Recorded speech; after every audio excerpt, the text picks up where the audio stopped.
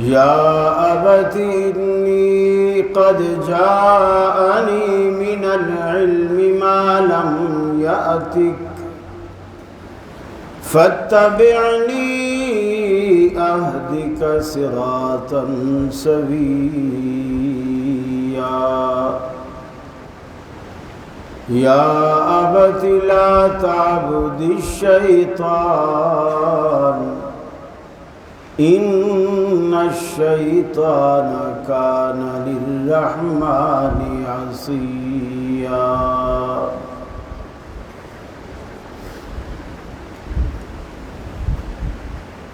عزیز ساتھیوں، دوستوں اور بزرگوں، معزز علماء کرام، ابتدا میں دوست محبت میں تعریف اتنی کر دیتے ہیں کہ پھر اس معیار پہ پورا اترنا ہمارے لیے بہت مشکل ہو جاتا ہے۔ بہرحال آپ دوستوں کی محبت ہے، میں بے حد شکر گزار ہوں کہ آپ ہمیشہ مجھے عزت دیتے ہیں، محبت دیتے ہیں، اور بہت ساری شخصیات یہاں کی ایسی کچھ اللہ کو پیارے ہو گئے۔ محترم ڈاکٹر عبدالرشید اظہر رحمہ اللہ، مولانا عبدالحمید اظہر رحمہ اللہ، اور ہمارے دوست ڈاکٹر عمر فاروق صاحب رحمہ اللہ، اللہ انہیں کروٹ کروٹ جنت نصیب فرمائے، اور پھر ہمارے اسلام آباد کے امیر محترم مولانا حافظ مقصود احمد صاحب حافظہ اللہ، اور ہمارے ایک بزرگ G6 والے محترم مولانا عبدالعزیز رحمہ اللہ، اور پھر خاص کر ہمارے یہاں کے آپ کے گجر برادری کے محترم بھائی یوسف سلفی صاحب، طاہر کٹاریہ صاحب، مولانا عبدالرؤوف صاحب، یہ ہمیشہ مجھے عزت دیتے ہیں، اور میں بھی سچی بات ہے آپ لوگوں کے لیے یہی دعا کرتا ہوں کہ اللہ آپ کو دنیا اور آخرت دونوں جہانوں میں عزت نصیب فرمائے۔ تقریریں تو ہوتی رہتی ہیں اور آپ سنتے بھی رہتے ہیں، اصل چیز یہی ہے کہ آدمی دنیا میں رہ کر اپنی عاقبت سنوار جائے، یہ ہے اصل کام دنیا میں کرنے کا۔ تنظیم سازی کا بھی یہی مقصد ہونا چاہیے، تبلیغ کا، دعوت کا، جلسے کا، جلوس کا، کانفرنسوں کا، تدریس کا، یہی مقصد ہونا چاہیے کہ دنیا میں رہتے ہوئے ہم آخرت کیسے سنوار سکتے ہیں، آخرت ہم سنوار کے جائیں۔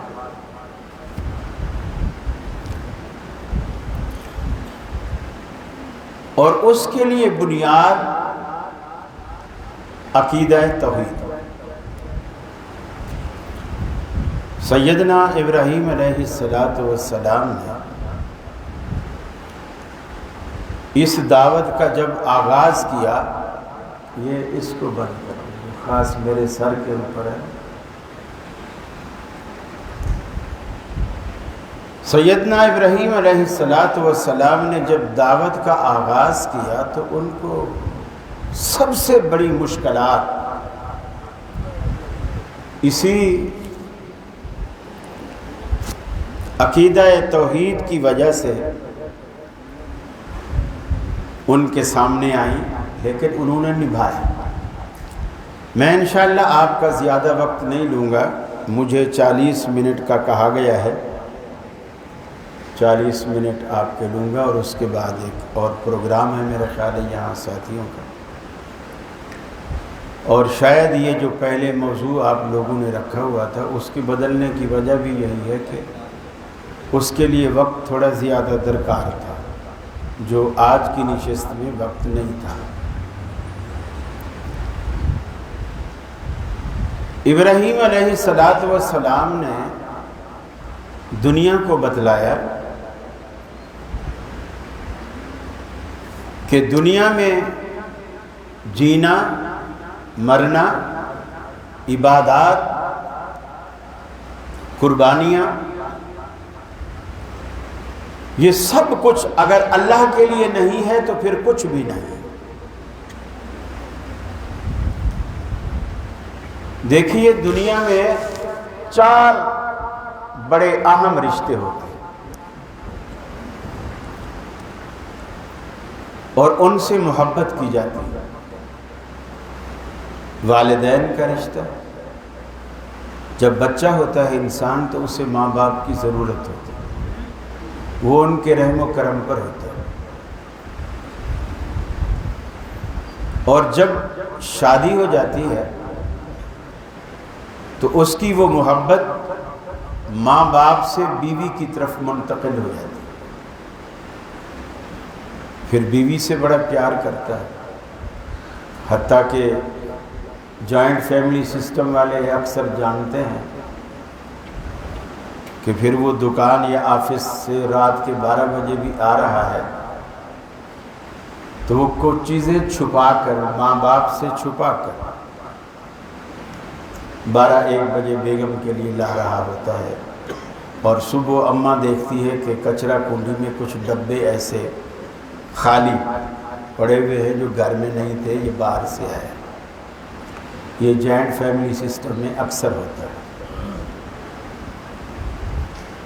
پھر جب اس کی اپنی اولاد ہوتی ہے پھر وہ محبت بیوی سے بچوں کی طرف منتقل ہو جاتی ہے،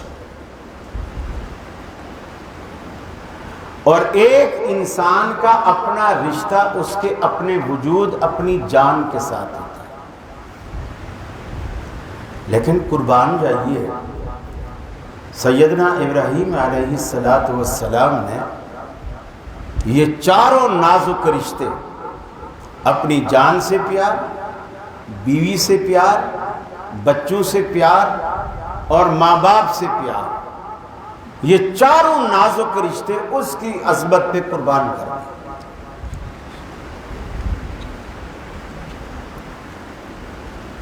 فرمایا وَاذْكُرْ فِي الْكِتَابِ إِبْرَاهِيمَ،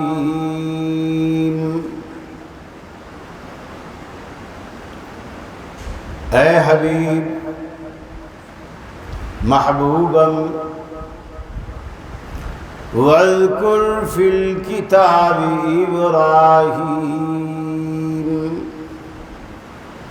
کبھی کبھی قرآن کے آئینہ میں ابراہیم علیہ السلام کے حسن و جمال کی جھلک بھی دیکھ لیا کیجیے۔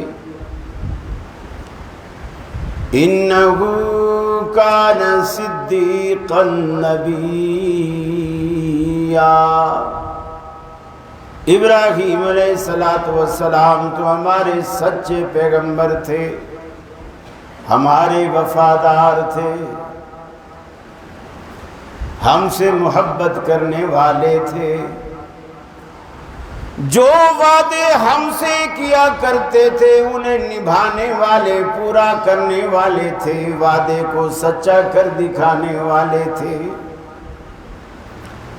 جو باتیں ہم نے انہیں کی ان باتوں پر پورا اترنے والے تھے۔ ہم نے انہیں آزمائشوں کی چکی میں پیسا مگر وہ کندن بن کر سامنے نکلے، آزمائشوں کی چکی میں پس کر بھی بالکل اسی طرح سرخرو ہوتا ہے انسان ٹھوکریں کھانے کے بعد، رنگ لاتی ہے ہنا پتھر پہ پس جانے کے بعد۔ ہم نے آزمائش کی کئی چکیوں میں پیسا، سب سے پہلے جس گھر میں آنکھ کھولی وہ صرف بت پرست کا گھر ہی نہیں، بت گھر کا گھر ہے، بت بنانے کی فیکٹری لگی ہے، وہاں پہ خدا تیار ہوتے ہیں، پھر خدا بکتے ہیں، سوکھتے ہیں، آگ میں پکتے ہیں، رنگ روغن ہوتا ہے، پھر مارکیٹ میں آتے ہیں۔ مشرکوں کی عقل دیکھیے، ہاتھوں سے بناتے ہیں مٹی کے، پھر بھٹے میں پکاتے ہیں۔ ارے جو خود بھٹے میں پک رہا ہو وہ تمہیں دوزخ کی آگ سے کیا بچائے گا؟ پھر وہ تو سستا زمانہ تھا۔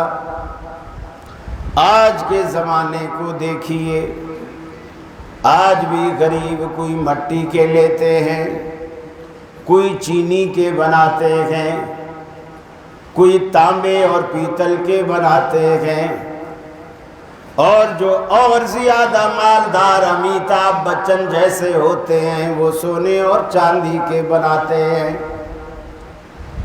اور انہیں گھروں میں رکھ کر ان کے آگے سجدے کرتے ہیں، نذر و نیاز کرتے ہیں، دکھڑا سناتے ہیں، دعائیں مانگتے۔ ابراہیم علیہ السلام نے اس گھرانے میں آنکھ کھولی جو بتوں کو پوچھتا نہیں بلکہ بت بناتا ہے۔ جب انہوں نے دعوت کا آغاز کیا تو سب سے پہلی مخالفت باپ کی طرف سے کھڑی ہوئی، بیٹا یہ تو عجیب بات، تو ابا کے کاروبار کا معاون بننے کی بجائے ابا کے کاروبار کو لات مار رہا ہے، ہماری روزی کو لات مار رہا ہے، ہمارے چلتے کاروبار کو مٹانا چاہتا ہے۔ سب سے پہلی مخالفت باپ نے کی۔ ابھی ابراہیم علیہ السلام کا الگ سے کوئی گھر نہیں، نہ کرائے کا کوئی مکان ہے، نہ کمائی کا کوئی اور ذریعہ ہے، لیکن جب باپ نے کہا اے بیٹے اگر تو باز نہ آیا اپنی اس تبلیغ سے باز نہ آیا تو یاد رکھ لے لَأَرْجُمَنَّكَ وَاهْجُرْنِي مَلِيًّا، ہم تمہیں پتھر مار مار کے ہم تمہیں ہلاک کر دیں گے، رجم کریں گے۔ اپنی دعوت چھوڑ دے، تبلیغ چھوڑ دے۔ اللہ رب العالمین کے حکم سے باپ جیسے رشتے کو قربان کر دیا، گھر چھوڑ دیا، لیکن توحید کا پرچم جو ہاتھ میں تھام چکے تھے اسے سرنگوں نہیں ہونے دیا۔ توحید کا اعلان اسی طرح جاری رکھا، ابا کو چھوڑ دیا، اور جب شادی کر لی حضرت ہاجرہ سے، اللہ نے اسماعیل علیہ السلام بھی عطا کر دیے۔ اللہ نے حکم دیا اے ابراہیم یہ دوسری آزمائش، اپنی بیوی کو بھی اپنے بچے کو بھی ویرانے میں بٹھا دیجیے، ایک مشکیزہ کھجوروں کا ہے، ایک پانی کا ہے، بے آب و گیا وادی میں، جہاں نہ پانی ہے نہ زراعت اور کھیتی باڑی ہے نہ آبادی ہے، ایک خاتون اور ایک گود میں لیٹا بچہ ویرانے میں چھوڑ کے آئے، رب العالمین سے دعا کی ربنا انی اسکنت من ذریتی بواد غیر ذی زرع عند بیتک المحرم، میں تیرے عزت والے گھر کے پاس اپنی بیوی بچوں کو چھوڑ کے جا رہا ہوں، جہاں نہ پانی ہے نہ کھیتی باڑی ہے، بے آب ہو گیا وادی میں، اللہ میں نے تیرے حکم سے چھوڑ دیا، اللہ کے حکم پر بیوی کی محبت کو، بچے کی محبت کو بھی قربان کر دیا۔ روایات میں آتا ہے جب چھوڑ کر آنے لگے پیچھے بیوی دوڑی، ابراہیم ہمیں یہ بھی تو بتاؤ کس کے حکم سے ویرانے میں بٹھا کے جا رہے ہو، کس کے سہارے پر چھوڑے جا رہے ہو، ہم کھائیں گے کہاں سے، پیئیں گے کہاں سے؟ ابراہیم علیہ السلام نے زبان سے کچھ نہیں بولا۔ حضرت ہاجرہ نے خود پوچھا کہ کیا اللہ کا حکم ایسا ہے کہ تم ہمیں یہاں چھوڑو؟ سر ہلا دیا، ہاں کے اشارے میں سر ہلا دیا۔ ہاں معاملہ تو یہی ہے، کہا ابراہیم پھر ہمیں آپ کی ضرورت نہیں، جس کی امانت پہ، جس کی ضمانت پہ چھوڑے جا رہے ہو وہ ہمیں ضائع نہیں ہونے دے گا۔ پھر اللہ رب العالمین نے پھر آزمایا۔ ابراہیم حضرت اسماعیل علیہ السلام بڑے ہو گئے، چلنے پھرنے بھاگنے دوڑنے والے سمجھدار۔ اللہ نے کہا ابراہیم اپنے بیٹے کی گردن پہ چھری چلاؤ، وہ بھی اپنے ہاتھ سے۔ کتنی بڑی قربانی ہے۔ آج ہم سے ایک مرغی بھی ذبح نہیں ہوتی، بکرا بھی ذبح نہیں ہوتا۔ بعض لوگوں کو میں نے دیکھا ہے کہ ڈاکٹر سے سوئی بھی لگوائیں تو جیسے ڈاکٹر سوئی اس کے بازو پہ رکھنے لگتا ہے وہ سر دوسری طرف پھیر لیتے ہیں، اس لیے کہ وہ تکلیف دیکھ نہیں سکتے۔ کیا جگرا ہوگا، کیا کلیجہ ہوگا ابراہیم علیہ السلام کا کہ دیکھتی آنکھوں اپنے بیٹے کی گردن پہ چھری چلائیں۔ وہ بیٹا جسے دعائیں مانگ مانگ کر رب العالمین سے مانگا ہو، وہ جو بڑھاپے کا سہارا بننے والا، اس کو اپنے ہاتھ سے ذبح کرنے کا حکم ہے۔ ابراہیم علیہ السلام نے اپنے بیٹے سے کہا یا بنیا، اے میرے لگتے جگر، میں نے خواب میں دیکھا ہے انی اذبحک، میں تجھے ذبح کر رہا ہوں، فانظر ماذا تری، بتا تیری کیا رائے ہے؟ قال یا ابت افعل ما تؤمر ستجدنی انشاء اللہ من الصاجدین۔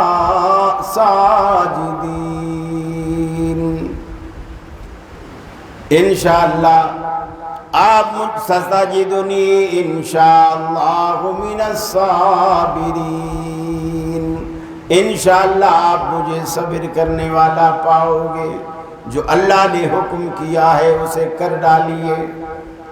سیدنا ابراہیم علیہ السلام کی تربیت دیکھیے، بیٹے کی فرما برداری دیکھیے، اسے پیغمبر کے خواب کو اللہ کی وحی سمجھتے ہوئے کہتا ہے ابا جی اس سے بڑی سعادت، اس سے بڑی نیک بختی میرے لیے کیا ہو سکتی ہے کہ اللہ رب العالمین نے قربانی کے لیے میرا انتخاب کیا، اس سے بڑی سعادت کی بات اور کیا ہو سکتی ہے۔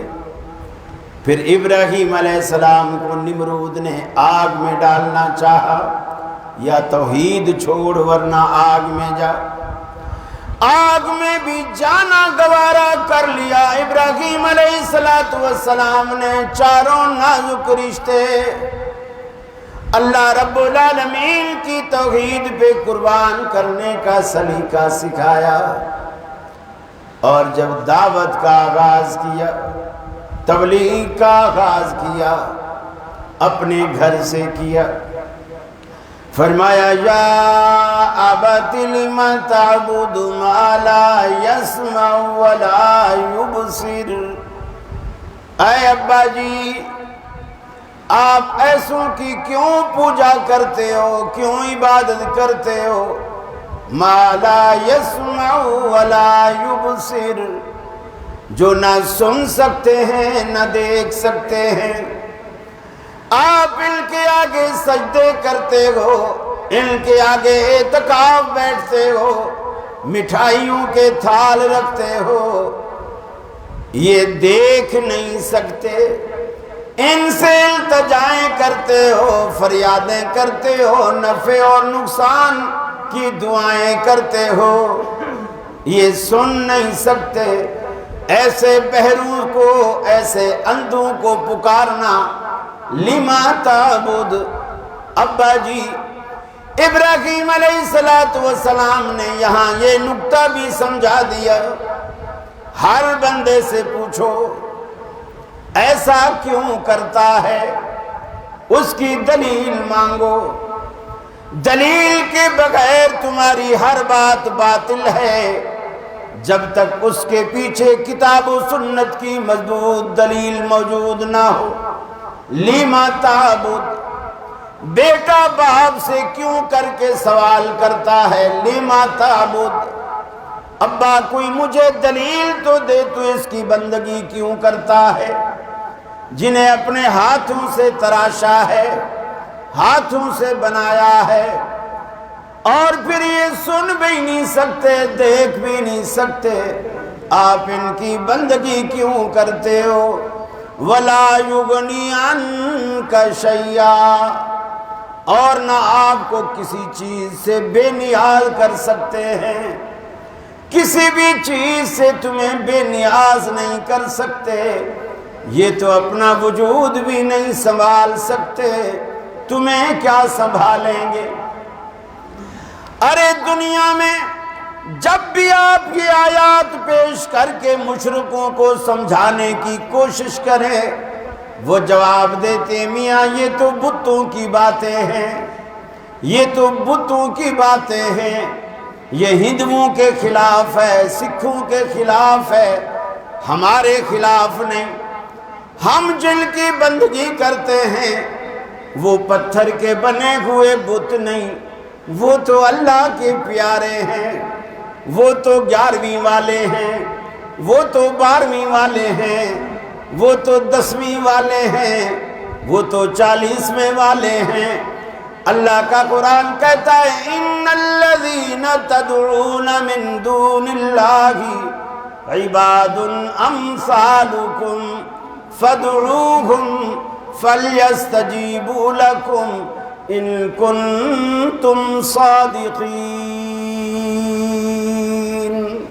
ارے جن کو تم اللہ کے سوا پکارتے ہو عباد امثالکم، وہ بھی تو تمہارے جیسے بندے ہیں، بت کبھی ہمارے جیسے بندے نہیں ہو سکتے، عباد امثالکم تمہارے جیسے بندے ہیں، فادعوہم فلیستجیبوا لکم، انہیں پکار کے دیکھو، اگر تم سچے ہو تو انہیں چاہیے کہ تمہیں جواب دیں۔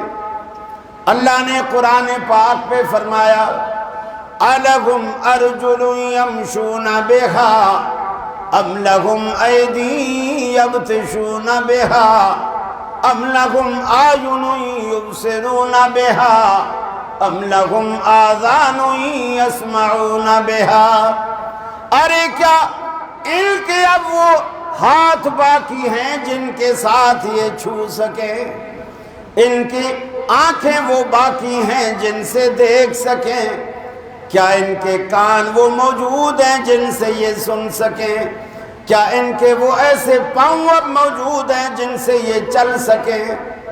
دنیا میں جتنے بھی بزرگ آئے جب مر جاتے ہیں ان میں سے اللہ کہتا ہے کہ ہم روح نکال لیتے ہیں، کرنٹ نکال لیتے ہیں، ہاتھ موجود ہوتا ہے لیکن ہاتھ کام نہیں کرتا، کان موجود ہوتا ہے مرنے کے بعد کان کٹتے نہیں ہیں، کان رہتے ہیں، زبان رہتی ہے، بول نہیں سکتی، آنکھ ہوتی ہے، دیکھ نہیں سکتی، کان ہوتے ہیں، سن نہیں سکتے، پاؤں ہوتے ہیں، چل نہیں سکتے۔ یہ بھی ایک بڑی خاص عقیدے کی بات ہے، اسے پلے باندھیے میرے بھائی۔ اصل روح جو ہے وہ ہمارے جسم میں کرنٹ کی حیثیت رکھتی ہے، کرنٹ موجود ہے، وہ چیز کام کر رہی ہے، بتی جل رہی ہے، پنکھا چل رہا ہے، پانی کی موٹر چل رہی ہے، پانی کھینچ رہی ہے، کرنٹ ہے، یہ سب کچھ ہو رہا ہے۔ جیسا لائٹ جائے گی، جتنی چیزیں اس لائٹ پہ چل رہی ہے وہ ساری کی ساری بند ہو جائے۔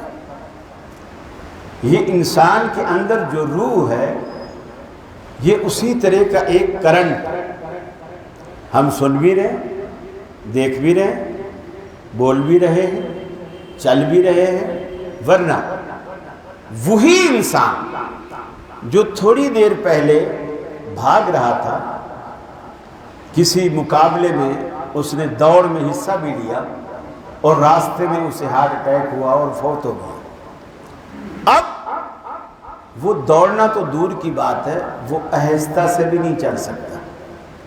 بڑے سے بڑا بزرگ دنیا میں آپ ایک مثال نہیں دے سکتے کہ کوئی بزرگ ایسا گزرا ہو جس نے غاسل میت سے کہا ہو ارے تو پرے ہٹ، میں خود غسل کروں گا، وہ غسل خانے میں جا کے خود نہائے، خود غسل کرے اور کفن لپیٹ کر باہر آ جائے، پھر چارپائی پر خود ہی لیٹ جائے، آپ سے جنازہ پڑھوائے، جنازے کے بعد چارپائی سے نکل کھڑا ہو اور وہ کہے کہ مجھے کندھے پہ اٹھانے کی ضرورت نہیں ہے، میں قبرستان تک خود چل کے جاؤں گا۔ اور پھر لوگ پوچھیں جو جنازہ لے کے جا رہے ہیں اور جنازہ بھی اوپر کندھے پہ نہیں ہے، بھائی کدھر جا رہے ہو؟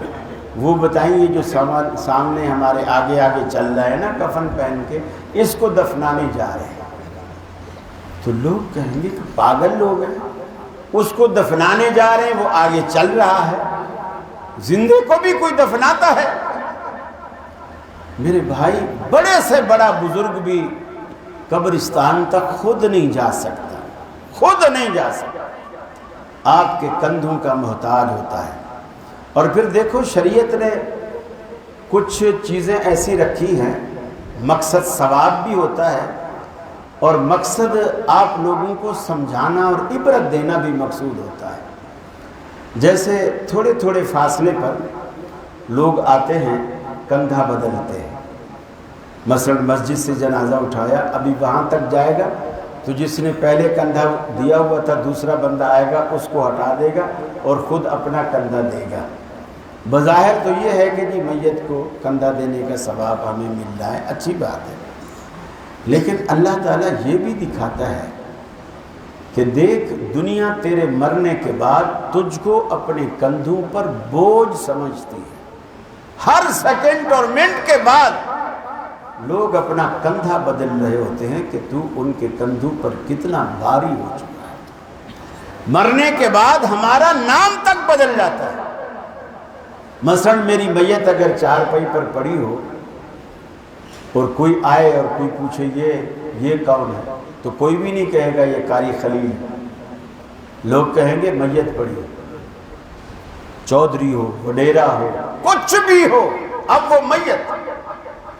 سب سے پہلے مرنے کے بعد انسان کا نام ختم ہوتا ہے، اور آج ہم دنیا میں جیتے مرتے نام کے لیے، میرا نام میرا نام، سب سے پہلے مرنے کے بعد اس کا نام ختم ہوتا ہے۔ امام صاحب بھی کہہ رہے تھے میت کو آگے لاؤ، میت کا سر ادھر کرو، میت کے پاؤں اس طرف کرو، کوئی نہیں کہے گا چودھری صاحب کو کفن اڑاؤ، چودھری صاحب کو ادھر لاؤ، کوئی نہیں، نام ختم، میت۔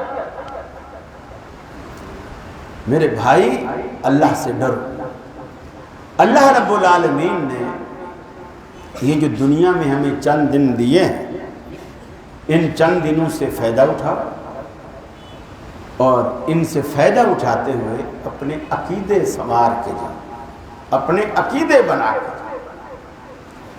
اگر آپ عقیدہ نہیں بنا سکتے، دیکھیے بت بھی نہیں سنتے نا، مرنے والے بھی نہیں سنتے۔ ٹھیک ہے، بعض روایات جس کے بارے میں آتا ہے کہ جی انہو لیسمع قرع عالہ، کہ وہ لوٹنے والوں کے جوتوں کی آہٹ کو بھی سنتا ہے۔ یہ ایک مخصوص موقع اور مخصوص عمل ہے، ہر وقت کی بات نہیں ہے۔ لوٹنے والوں کی سنتا ہے تو آنے والوں کی کیوں نہیں سنتا؟ لوٹنے والوں کی سنتا ہے، آنے والوں کی کیوں نہیں سنتا؟ اسی طرح سیدنا عمر فاروق رضی اللہ تعالی عنہ نے جب رسول اکرم صلی اللہ علیہ وسلم نے کلیب بدر والوں کو سنوایا اور ان سے باتیں کی، جو گڑھے میں کفاروں کی لاشیں گرائی ہوئی تھی بدر میں، اور ان کے کنارے کھڑے ہو کر کہ میرے رب نے جو مجھ سے وعدے کیے تھے میں نے تو اسے سچا پایا، کیا تم نے بھی انہیں سچا پایا جو رب نے تم سے وعدے کیے تھے؟ حضرت عمر سامنے آئے اور کہا یا رسول اللہ، آپ مردوں سے باتیں کرتے ہیں، آپ مردوں سے باتیں کرتے ہیں۔ آپ نے فرمایا انہم لیسمعون الآن، اس وقت یہ لوگ سن رہے ہیں میری باتیں، اللہ ان کو سنوا رہا، ان کا دل جلانے کے لیے کہ مجھے دنیا میں غلط سمجھتے تھے اور خود کو سچا سمجھتے تھے۔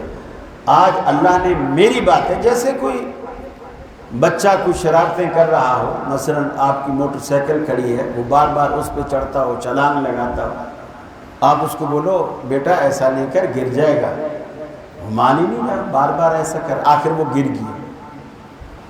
تو اب آپ اسے بچے کو جب اٹھاتے ہیں نا، اٹھانے سے پہلے اس کو پہلا جملہ یہی کہتے ہیں، مزہ آیا؟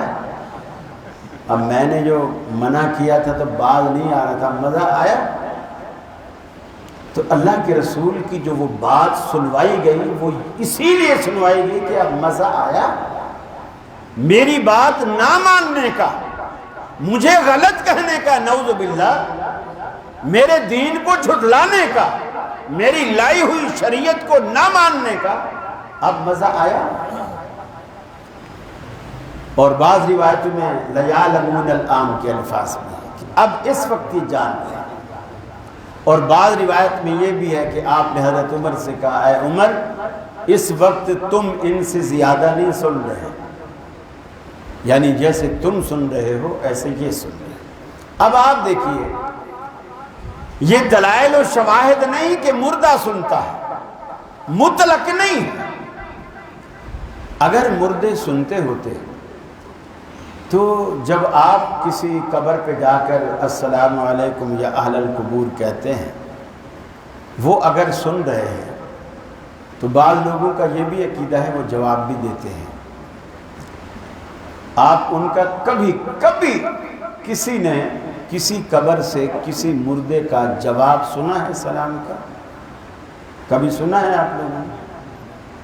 تھوڑا بولو تو صحیح، اسلام پولیس سے ڈرے گئے، پتہ نہیں کیا نہیں سنا۔ اب یہ کتنے کمال کی بات ہے، وہ مردہ ہو کر میں زندہ ہوں، میں اس کو سلام کرتا ہوں، وہ مردہ ہو کر میرا سلام سن رہا ہے اور میں زندہ ہو کر اس کا جواب نہیں سن رہا۔ عجیب بات نہیں؟ مردہ زندے کا سلام سن رہا ہے اور زندہ مردے کا جواب نہیں سن رہا۔ یہ عجیب فلسفہ ہے۔ کراچی میں میرے ایک دوست ہے، بلکہ وہاں ایک جماعت ہے پوری جن کا عقیدہ ہی ہے، میں زیادہ تعارف نہیں کراؤں گا، بس وہ ایک جماعت ہے، پوری جماعت جن کا عقیدہ یہ ہے کہ قبر کے اوپر اگر چڑا یا چڑی یعنی نر اور مادہ اگر آ کے بیٹھے ہیں تو قبر والے کو پتہ ہوتا ہے اس میں چڑیا کون سی ہے اور چڑا کون سا ہے۔ وہ گوجرا والے والوں کو بتا سکتا ہے کہ یہ چڑا ہے، اسے لے جاؤ ہوٹل پہ پکاؤ کھاؤ، اور چڑیا ہے اسے چھوڑ دو۔ یعنی وہ مردہ نر اور مادہ کا فرق چڑا اور چڑی کا کر لیتا ہے۔ میں نے اسے کہا میں نے کہا اگر یہ بات درست ہے جو تو کہہ رہا ہے تو پھر تو ہمیں قبرستان جانا ہی نہیں چاہیے، قبرستان جانا ہی نہیں چاہیے۔ کہنے لگا کیوں؟ میں نے کہا اللہ کے بندے، جس مردے کی نظر اتنی تیز ہوئی پڑی ہے کہ منو من مٹی کے اندر سے چیڑے اور چڑی کا فرق بھی دیکھ لیتا ہے، جب تو قبر پہ کھڑا ہوگا تو یہ تیرا جو ایک سوت بھی نہیں ہے موٹائی کپڑے کی، اس کی نظر کو یہ روکے گی؟ بولے توبہ توبہ توبہ، تیری تو ذہنیت ہی گندی ہے۔ میں نے کہا میری ذہنیت گندی نہیں، تیرا عقیدہ گندا ہے۔ تم قبرستان میں مردوں کو کیا دکھانے جاتے ہو؟ جانا ہی نہیں چاہیے قبرستان۔ ابراہیم علیہ السلام نے اپنے باپ کو یہی دعوت دی، ان کی کیوں پوجا کرتے ہو؟ لِمَ تَعْبُدُ مَا لَا يَسْمَعُ وَلَا يُبْصِرُ وَلَا يُغْنِي عَنْكَ شَيْئًا۔ کسی چیز سے بھی آپ کو بے نیاز نہیں کر سکتے، آپ کی ضرورتیں پوری نہیں کر سکتے، آپ کی حاجتیں پوری نہیں کر سکتے۔ حتیٰ کہ دنیا میں اللہ کے بڑے بڑے برگزیدہ پیغمبر بھی کسی مصیبت اور پریشانی میں پھنس گئے تو انہوں نے بھی اللہ کو پکارا۔ اللہ کا قرآن کہتا ہے وَظَنُّونِ ذَهَبَ مُغَاضِبًا فَظَنَّ أَن لَّن نَّقْدِرَ عَلَيْهِ فَنَادَىٰ فِي الظُّلُمَاتِ أَلَّا إِلَٰهَ إِلَّا أَنتَ سُبْحَانَكَ إِنِّي كُنتُ مِنَ الظَّالِمِينَ۔ فرمایا ذرا مچھلی والے کا حال بھی سنو۔ ارے لوگ تو کہتے ہیں فلاں پیر نے بیڑا ڈوبتے ہوئے ترا دیا، فلاں پیر نے بیڑا ڈوبتے ہوئے ترا دیا۔ اللہ کا پیغمبر بیڑے میں سوار ہے اور بیڑا ڈوب رہا ہے۔ اللہ کا پیغمبر جس بیڑے میں سوار ہے، جس کشتی میں سوار ہے، وہ کشتی منجدار میں پھنسی ہے۔ یونس کو باہر نکالا تو کشتی بچی۔ بار بار قرآن ڈالتے ہیں، بار بار قرآن ڈالتے ہیں، ارے یہ نیک آدمی ہے، کوئی اور ہوگا، پھر ڈالتے ہیں قرآن یونس کے نام، پھر ڈالتے ہیں قرآن یونس کے نام۔ مچھلی نے نوالا بنایا۔ مجھے بتلاؤ یونس پہ مشکل آئی کہ نہ آئی؟ اسلام آباد والو، یونس پہ مشکل آئی کہ نہ آئی؟ ارے جو خود مشکلوں میں گھرا ہو وہ کبھی مشکل کشا نہیں ہو سکتا، جو خود حاجتوں میں اور ضرورتوں میں گھرا ہو وہ کبھی حاجت روا نہیں ہو سکتا۔ مشکل کشا وہی ہوا کرتا ہے جس پر خود کبھی مشکل نہ آئے، حاجت روا وہی ہوا کرتا ہے جس پر خود کبھی حاجت نہ آئے۔ یونس علیہ السلام نے مچھلی کے پیٹ میں جا کر کے دعا کی، احساس ہوا، بغیر اذن کے بھاگنے کا احساس ہوا، فوراً کشتی میں دعا کی الہ العالمین بے شک میں تیری اجازت کے بغیر بھاگا ہوں، مجھ سے یہ بھول ضرور ہوئی ہے، لا الہ الا انت سبحانک انی کنت من الظالمین۔ اگر آج تو نے میری مدد نہ کی، اگر آج تو نے مجھے نہ بچایا، میں تو ظالموں میں سے ہو جاؤں گا۔ اللہ کے آگے فریاد کی کس نے؟ اللہ کے پیغمبر نے۔ جس کشتی میں سوار تھا اس کشتی کو بھی اللہ کا پیغمبر پار نہ لگا سکا، مچھلی کے پیٹ میں جا پہنچا، اللہ سے دعائیں کی۔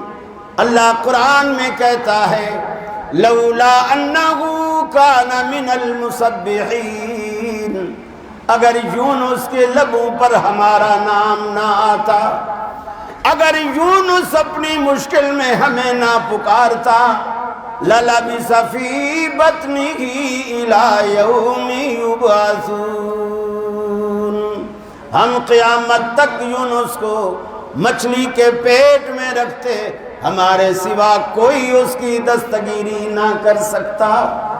یہاں تو پیر بیڑے ترا رہے ہیں، وہاں تو پیغمبر بھی مجبور ہیں، اس کی نصرت کے ملنے کے منتظر ہیں، اللہ کی نصرت کے ملنے کے منتظر ہیں۔ ابراہیم علیہ السلام نے اپنے باپ سے کہا، ابا جی آپ کو میری بات ہر صورت ماننی ہوگی، انی قد جانی من العلم ما لم یاتک، اللہ نے مجھے ایسا علم وحی عطا کیا ہے، میرے سر پہ رسالت اور نبوت کا ایسا تاج رکھا ہے جس کا تقاضا ہے کہ باپ ہونے کے باوجود تو میری پیروی کرے، فاتبعنی اہدک صراطا سویا۔ اے میرے ابا جی، عمر میں آپ بڑے ہیں، رشتے میں آپ بڑے ہیں، میں عمر میں چھوٹا ہوں، میں رشتے میں چھوٹا ہوں، مگر جو مرتبہ رب العالمین نے مجھے عطا کیا ہے پیغمبری کا، اس پیغمبری کا یہ تقاضا ہے، باپ بھی مقتدی بنے گا، بیٹا بھی مقتدی بنے گا، دوست بھی مقتدی بنیں گے۔ آپ بے شک میرے باپ ہیں۔ ابراہیم علیہ السلام نے وہ دعوت پیش کی جو آج اہل حدیث دعوت پیش کرتے ہیں کہ جس ہستی کے سر پہ اللہ رب العالمین نے رسالت اور نبوت کا تاج سجا دیا ہو، اللہ کی قسم باپ بھی ہوگا تو پیچھے کھڑا ہوگا، چاچا بھی ہوگا تو پیچھے کھڑا ہوگا، صرف اور صرف وہی مصلی پر ہوگا جس کے سر پہ اللہ نے رسالت اور نبوت کا تاج سجایا۔ یہ آج ہماری بھی دعوت ہے۔ ابراہیم علیہ السلام نے اپنی باپ کو یہی دعوت دی۔ اللہ سے دعا ہے اللہ رب العالمین ہمیں کتاب و سنت کو سمجھنے کی اور اس پر عمل کی توفیق عطا فرمائے۔ وآخر دعوانا ان الحمد للہ رب العالمین۔ میرا خیال ہے میں وقت پورا کر چکا ہوں۔ اللہ سے دعا ہے جو کچھ سنا گیا کہا گیا اللہ ہم سب کو عمل کی توفیق عطا فرمائے۔ آپ کا محبت سے آنا بیٹھنا اپنی جناب میں اللہ قبول و مقبول فرمائے۔ السلام علیکم۔ بس